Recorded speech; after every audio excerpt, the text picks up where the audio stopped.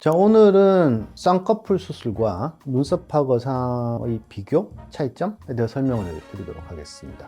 안녕하세요. 섬세한 백박사의 백승준입니다. 반갑습니다. 눈썹 하거 상술의 장점과 단점.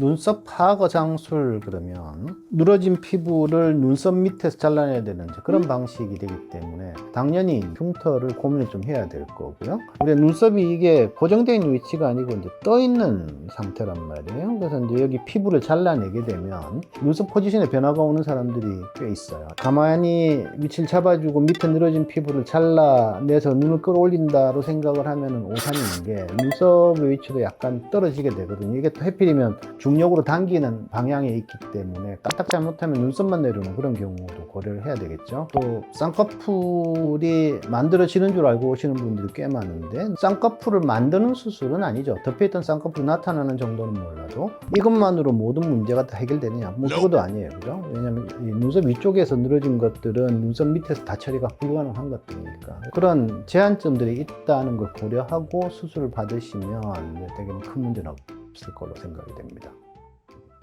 눈 처짐이 없어도 눈썹 하거 상할 수 있나요? 처짐이 없다고 해야 될런지 원래부터 처짐이 있다고 해야 될런지 이제 그런 경우에도 이 방법을 적용을 시키면 개선을 할 수 있는 여지는 있겠죠. 그래서 처짐이 꼭 있어야만 수술한다면 이쪽은 아니긴 한 것 같아요. 쌍꺼풀 수술보다 눈썹 하거 상을 추천하는 이유.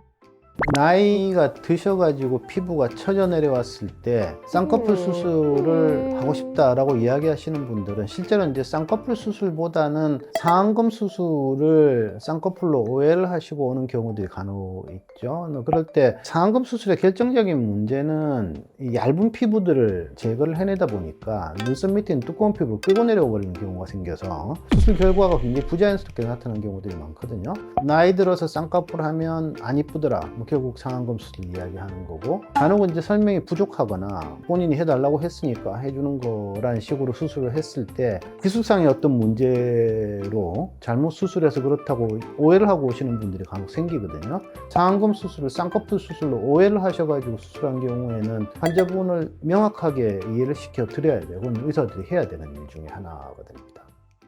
눈썹 하거 상보다 다른 수술을 추천하는 경우.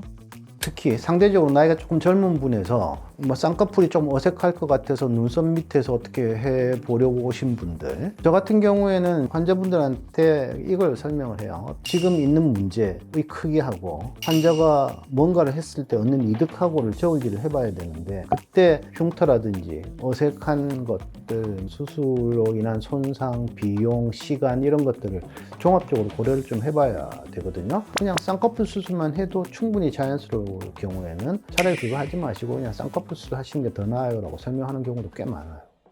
쌍꺼풀 수술과 눈썹 하거 상 같이 수술할 수 있나요?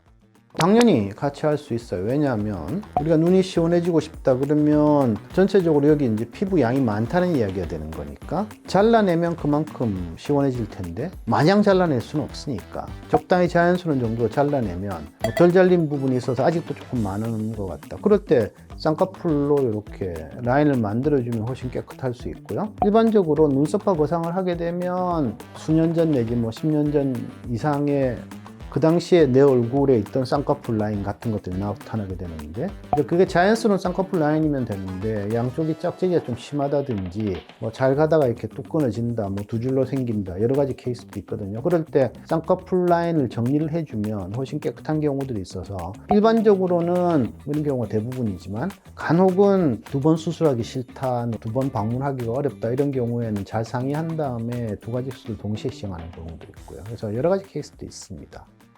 청년층의 쌍수 대신 눈썹 하거 상 추천, 비추천.